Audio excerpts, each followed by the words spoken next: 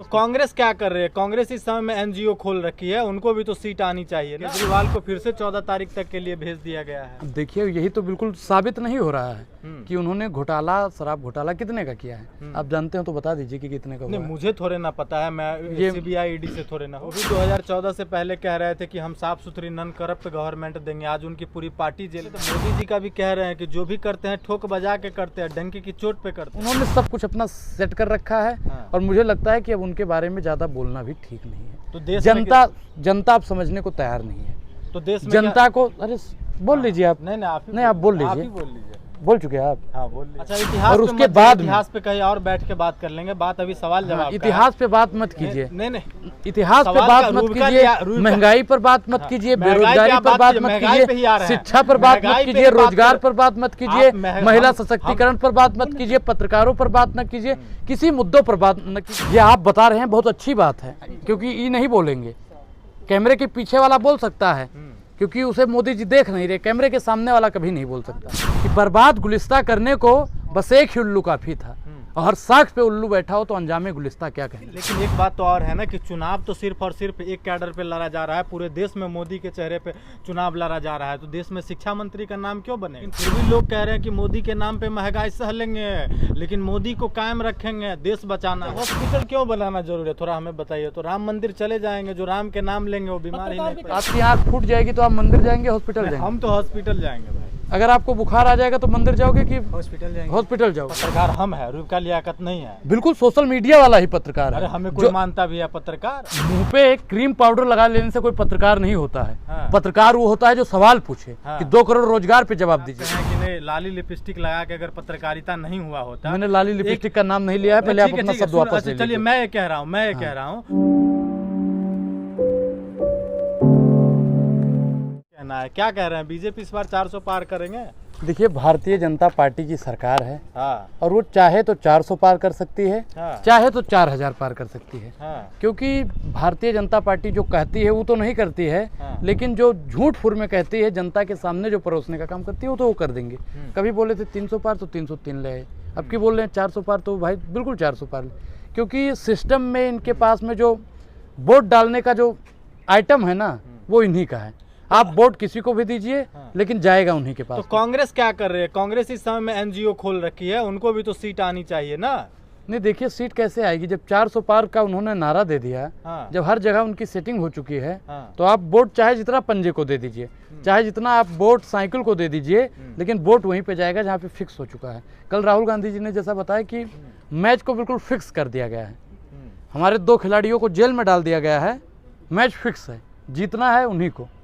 नहीं, तो केजरीवाल को फिर से 14 तारीख तक के लिए भेज दिया गया है। देखिए, यही तो बिल्कुल साबित नहीं हो रहा है कि उन्होंने घोटाला, शराब घोटाला कितने का किया है। आप जानते हो तो बता दीजिए कि कितने का हुआ नहीं, है। मुझे थोड़े ना पता है, मैं सीबीआई ईडी से थोड़े ना हूँ। ईडी और मैं तो सीबीआई पत्रकार हूँ। अच्छी बात है। फिर ईडी और सीबीआई को भी नहीं, जब तक भाई नहीं पता तब तक तो उनको बाहर रखिए। जब पता लग जाएगा तो उनको जेल में डाल दीजिएगा। वो भी 2014 से पहले कह रहे थे कि हम साफ सुथरी नॉन करप्ट गवर्नमेंट देंगे। आज उनकी पूरी पार्टी जेल में है। देखिए, पार्टी जेल में नहीं, उनको जानबूझकर जेल में डाला जा रहा है। हाँ। राजा पूर्ण रूप से डरपोक हो गया है। हाँ। वादा करता है, वादा को पूरा नहीं करता है। सिर्फ और सिर्फ ईडी और सीबीआई का फंदा देकर विपक्षी नेताओं को खत्म करने की एक साजिश चल रहा है, और ये जानबूझ के सोची समझी एक साजिश है। नहीं, तो मोदी जी का भी कह रहे हैं कि जो भी करते हैं ठोक बजा के करते हैं, डंके की चोट पे करते हैं। देखिए, डंके की चोट पर अगर उनको करना होता तो अब तक 2 करोड़ रोजगार दे दिए होते। अगर डंके की चोट पर उनको करना होता तो महिलाओं को सशक्त बना दिए होते। अगर उनको डंके के चोट पर करना होता तो 100 स्मार्ट सिटी बन गया होता। अगर डंके की चोट पे ही करना होता भैया, तो सबके खाते में 15-15 लाख रुपए आ जाते। अच्छा, एक सवाल 15 लाख खाते में आया। देखिए, सवालों ने बात यह है कि अगर मोदी जी अगर कुछ कर नहीं रहे हैं, डंके की चोट पे अगर नौकरियां नहीं दी गई है, तो जनता उसको क्यों चुन रही है? उनके पास एक डिब्बा है। हाँ। आप उस डिब्बे में किसी को भी डालेंगे। हाँ। वहाँ पे वो जाते ही कमल के फूल बन जाएगा। हाँ। आप पर्ची में कुछ भी लिख के डालेंगे, वो कमल के फूल में तब्दील हो जाएगा। तो यही तो साहब चल रहा है। उन्होंने सब कुछ अपना सेट कर रखा है। और मुझे लगता है कि अब उनके बारे में ज़्यादा बोलना भी ठीक नहीं है। तो देश जनता अब समझने को तैयार नहीं है। तो देश में जनता को अरे बोल लीजिए आप। नहीं, आप बोल लीजिए। बोल चुके हैं आप। हाँ, बोल लिया। जनता को बार बार समझाने का मतलब वही हो गया कि जनता समझने को तैयार नहीं है। जनता जब तक भूख से, प्यास से, बेरोजगारी से तड़पने नहीं लगेगी ना, तब तक उनको अब समझ में आने वाला नहीं है।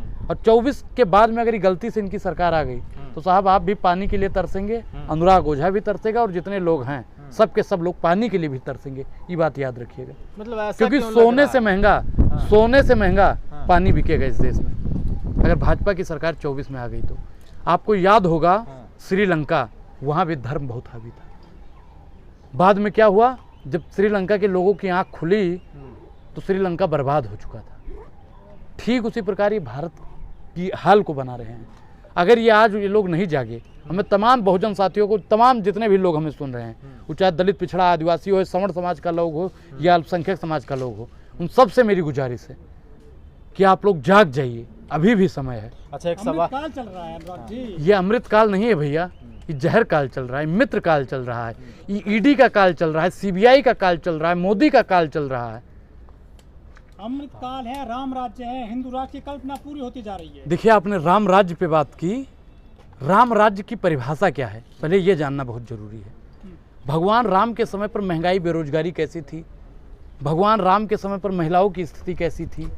भगवान राम के समय पर अत्याचार क्या था? आज के समय पर क्या है? इन सब की कल्पना करनी चाहिए। लेकिन भारतीय जनता पार्टी का लोग सिर्फ और सिर्फ राम पर राजनीति कर रहा है, राम राज्य की बात कर रहा एक सवाल ले है। लीजिए। माया के दीवानों, ऐसा काम न करो और चंद वोटों के लिए तुम राम का नाम बदनाम न करो। धर्म की राजनीति कभी किसी ने नहीं की।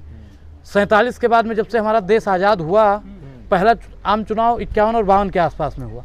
उसके बाद में 2014 तक किसी ने धर्म की राजनीति नहीं की। अच्छा, इतिहास और पे उसके मत- बाद इतिहास पे कहीं और बैठ के बात कर लेंगे, बात अभी सवाल जवाब का है। इतिहास पे बात मत कीजिए, नहीं, इतिहास पे सवाल बात का मत रूप का कीजिए, लिया- रूप का- महंगाई पर बात मत कीजिए, महंगाई बेरोजगारी पे पर बात बात कीजिए, मत महंगाई पे ही आ कीजिए, रहे हैं। शिक्षा पर बात मत महंगाई पे कीजिए, बात रोजगार करें। पर बात मत कीजिए, आप महिला हम- सशक्तिकरण पर बात मत कीजिए, पत्रकारों पर बात न कीजिए, किसी मुद्दों पर बात न कीजिए।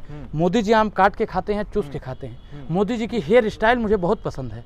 मोदी जी जो कमीज पहनते हैं ना, स्त्री जो करता है, क्या स्त्री करने वाला रहा होगा। महिलाएं 33% आरक्षण मिल चुका है महिलाओं को। 80 करोड़ लोगों को जो है अनाज दिया जा रहा है। 25 करोड़ लोग गरीबी रेखा से देखिए, ऊपर- कल मैंने एक सोशल मीडिया पर एक पोस्ट देखी।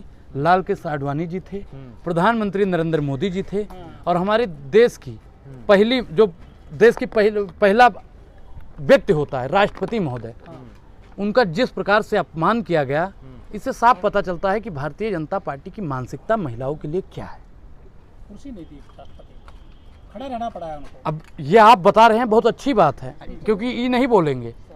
कैमरे के पीछे वाला बोल सकता है, क्योंकि उसे मोदी जी देख नहीं रहे। कैमरे के सामने वाला कभी नहीं बोल सकता है। राष्ट्रपति खड़े हैं देश में, 2 लोग नेता बैठे हैं। ये अपमान राष्ट्रपति का है या महिलाओं का है? ये महिलाओं का अपमान है, और ये राष्ट्रपति पद का तो अपमान है ही है। मैं कह रहा हूँ, राष्ट्रपति पद की आप गरिमा ना बनाते साहब, लेकिन कम से कम एक आदिवासी महिला है। आप आदिवासियों को वोट चाहिए, लेकिन आदिवासियों को कुर्सी नहीं देगी सरकार। आदिवासियों को वनवासी कहने का काम किसने किया था? किसने किया था? मोदी जी। भाजपाइयों ने किया था।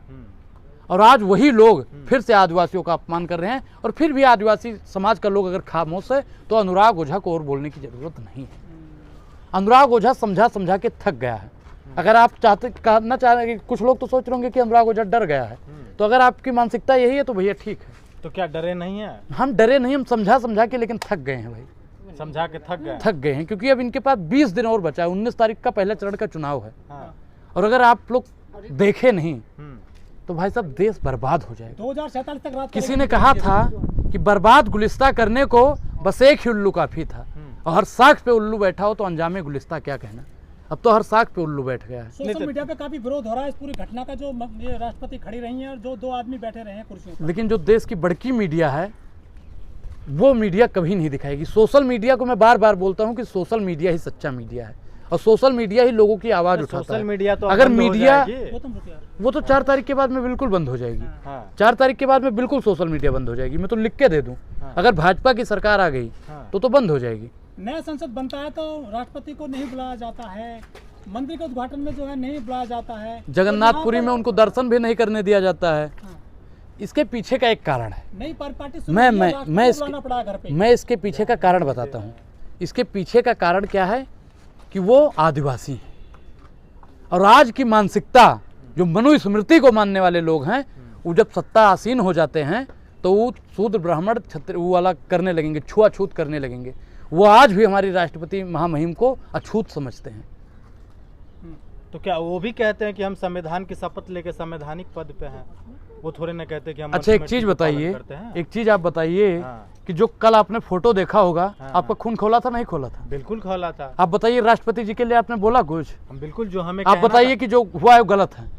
बिल्कुल गलत है, उसमें डंके आप की चोट बताइए। पे कहना है। लाल के सडवानी जी का तबियत खराब रहता है, बुजुर्ग हैं, ठीक है वो बैठ गए, ठीक है, लेकिन राष्ट्रपति महामहिम को तो प्रधानमंत्री नरेंद्र मोदी जी से तो बैठना चाहिए या फिर राष्ट्रपति को बैठना चाहिए? लेकिन मोदी जी बैठे भाई, खीस काढ़ रहे हैं, बैठे हैं ऐसे जैसे शादी में गए हों। तो देश का पहला नागरिक राष्ट्रपति को माना जाता है, फिर भी मोदी जी वहां बैठे। मैं आपको एक चीज बता दूं, कि लोग कंफ्यूज हो चुके हैं कि इस देश का प्रधानमंत्री कौन है, लोग कंफ्यूज हैं कि इस देश का राष्ट्रपति कौन है, लोग कंफ्यूज हैं कि इस देश का शिक्षा मंत्री और स्वास्थ्य मंत्री कौन है।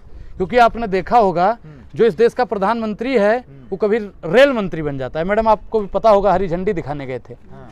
जो 5वीं फेल है वो परीक्षा पे चर्चा करता है। जो विदेश के 5 विदेश का नाम नहीं बता सकता है वो विदेश के दौरे पर चला जाता है।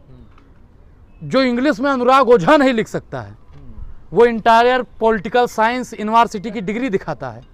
तो मतलब देश का हाल साहब बेहाल। लेकिन एक बात तो और है ना कि चुनाव तो सिर्फ और सिर्फ एक कैडर पे लड़ा जा रहा है, पूरे देश में मोदी के चेहरे पे चुनाव लड़ा जा रहा है, तो देश में शिक्षा मंत्री का नाम क्यों बनेगा? आप एक चीज नहीं देखिए, मैं शिक्षा पे जो बात कर रहा था, पूरे देश में मोदी की गारंटी बांटा जा रहा है। देश का शिक्षा मंत्री है धर्मेंद्र प्रधान जी। शिक्षा परीक्षा पर चर्चा धर्मेंद्र प्रधान को करना चाहिए नरेंद्र मोदी जी को? बताइए। शिक्षा मंत्री को करना चाहिए। जल मंत्री जो होता है, जल का काम जल मंत्री करेगा, प्रधानमंत्री करेगा? जल मंत्री करेंगे। रेलवे का जो मंत्री है रेलवे मंत्री रेलवे का काम करेगा, प्रधानमंत्री करेगा? रेलवे मंत्री करेंगे। सबका मंत्री अलग अलग है ना। बिल्कुल है। अगर सारे डिपार्टमेंट को खत्म कर दीजिए, एक ही पद बना दीजिए, प्रधानमंत्री ऑलराउंडर। तो मुमकिन है, मोदी की गारंटी चल रही है देश में। मोदी है तो मुमकिन है, मैं मानता हूँ इस बात से, मैं 100% सहमत हूँ। मोदी है तो महंगाई है, बेरोजगारी है, भूखमरी है, किसान बेहाल है, जवान रोजगार के लिए दर दर के ठोकरे खा रहा है, ईडी सीबीआई के तहत विपक्षी नेताओं को जेल में डाला जा रहा है, बहुजनों को परेशान किया जा रहा है, आदिवासी महिलाओं का अपमान किया जा रहा है। मणिपुर में जो कृत्य हुआ दुनिया के सामने जग जाहिर है। लेकिन फिर भी लोग कह रहे हैं कि मोदी के नाम पे महंगाई सह लेंगे, लेकिन मोदी को कायम रखेंगे, देश बचाना है। तो फिर ठीक है भाई, अब मैं चाहता हूं मैं एक चीज आपके चैनल के माध्यम से बता दूं कि इस देश में अब तब तक प्रधानमंत्री नरेंद्र मोदी और भाजपा की सरकार रहे जब तक हर घर से महंगाई और बेरोजगारी को लेकर एक एक लाश न निकलने लगी, तब तक प्रधानमंत्री नरेंद्र मोदी की सरकार रहनी चाहिए। महंगाई के लिए सबको मिला दो। मैं क्या कह रहा हूँ कि अगर 24 के बाद में आ गए तो ये आपको भी मिला देंगे, ये आपको भी मिला देंगे, और इनको भी मिला देंगे, इनको भी मिला देंगे, हमको भी मिला देंगे। अंसारी की मौत पर पटाखा फोड़े गए हैं। देखिए, मुख्तार अंसारी साहब पर जो हुआ मैं उसका घोर निंदा करता हूँ, क्योंकि किसी को जानबूझ के मतलब धीमा धीमा जहर, जिस प्रकार से उनके घर वाले आरोप लगा रहे हैं कि जहर दिया गया, और उन्होंने पहले भी खत लिखा कि हमको गया था कि डर है। और एक चीज बताइए कि पहला 2022 के रमजान में शहाबुद्दीन साहब को मारा जाता है, दूसरे रमजान में अतीक अहमद को मारा जाता है, तीसरा रमजान जब आता है मुख्तार अंसारी का नंबर आ जाता है। अब चौथे रमजान में किसका नंबर है मैडम आप बताइए?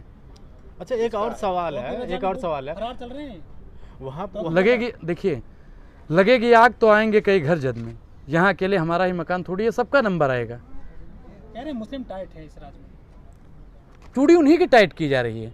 20% लोग होते हुए फिर भी अगर चरण चंबुकम कर रहे हैं, और 70-75% SC ST OBC माइनॉरिटी के लोग होते हुए भी चरण चंबुकम कर रहे हैं, तो मोदी ही तो आएगा भाई, मोदी तो आएगा ही। नहीं तो उनमें राजनीतिक जागरूकता थोड़े ना है, वो तो कहीं फैक्ट्रियों में काम कर रहे हैं, मजदूरी कर रहे हैं, चप्पल जूते सिलाई कर रहे हैं, राजनीतिक उनमें सोशल एडवेंचर थोड़ी ना। तो शिक्षा पर 18% की GST लगी, जिसकी सबसे ज्यादा भागीदारी इस देश में है, वो लोग सड़क पर नहीं उतरे, तो बिल्कुल उनको शिक्षा से वंचित कर दिया जाएगा। मंदिर जा रहे हैं रोजाना 2 लाख आदमी, अयोध्या मंदिर। मैं एक चीज बता दूं, मंदिर जाने वाले में सबसे ज्यादा कैटेगरी भी उन्हीं की है, जो इनको आज ये बता रहे हैं कि अशिक्षित है।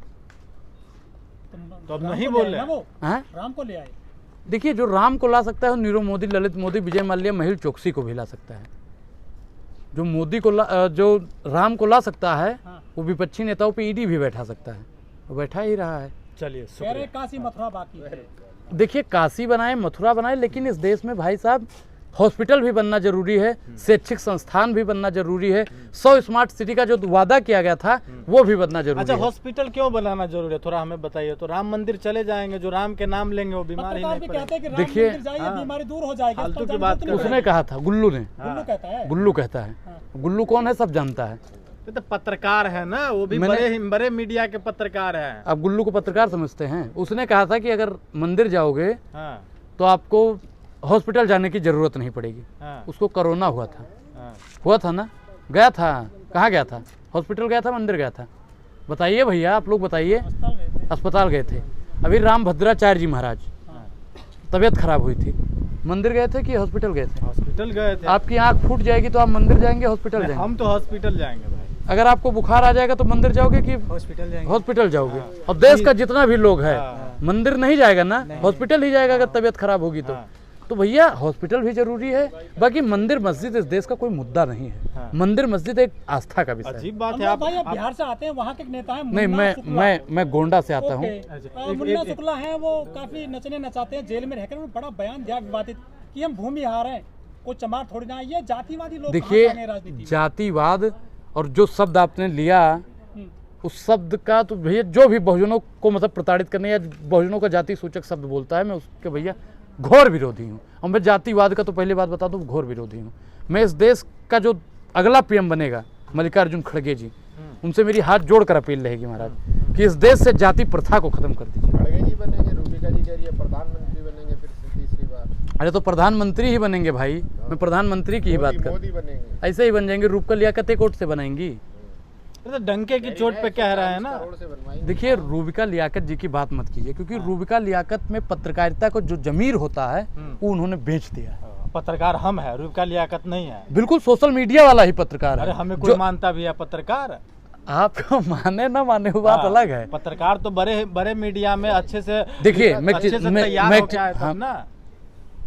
मुंह पे एक क्रीम पाउडर लगा लेने से कोई पत्रकार नहीं होता है। हाँ। पत्रकार वो होता है जो सवाल पूछे हाँ। कि 2 करोड़ रोजगार पे जवाब दीजिए। हाँ। अगर मुझे रूबिका लियाकत जी सुन रही हैं हाँ। और एक 5 मिनट का शो चला दें हाँ। कि 2 करोड़ रोजगार पे अगर प्रधानमंत्री नरेंद्र मोदी जी की हिम्मत है तो जवाब दें।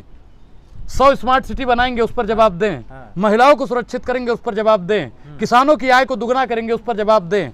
नमामि गंगे का स्टार्ट करेंगे, स्टाफ इंडिया, पता खेलेगा इंडिया, पढ़ेगा इंडिया, चलेगा इंडिया, नाचेगा इंडिया, कूदेगा इंडिया, तमामों प्रकार का इंडिया। जितना बात नरेंद्र मोदी जी ने किया था, एक भी काम अगर हुआ हो 5 किलो राशन को छोड़कर, रूबिका लियाकत चला पाएंगी। अच्छा, एक सवाल का जवाब दीजिए, लास्ट सवाल रहेगा। अगर आप कहें कि नहीं लाली लिपस्टिक लगा के अगर पत्रकारिता नहीं हुआ होता। मैंने लाली लिपस्टिक का नाम नहीं लिया है, पहले आप अपना शब्द वापस ले लीजिए। चलिए, मैं ये कह रहा हूँ, तो ऐसा क्यों रहा जो मतलब आजकल इस देश के जो आदिवासी समाज के जो ट्राइबल समाज के लोग हैं, आज तक टीवी मैन हिस्ट्री के मीडिया में नहीं दिखे हैं। ये तो कहीं ना कहीं ये मुद्दा हो सकता है। मैं क्या बता रहा हूँ हाँ। कि राहुल गांधी जी बार बार भागीदारी का नाम ले रहे हैं, हाँ।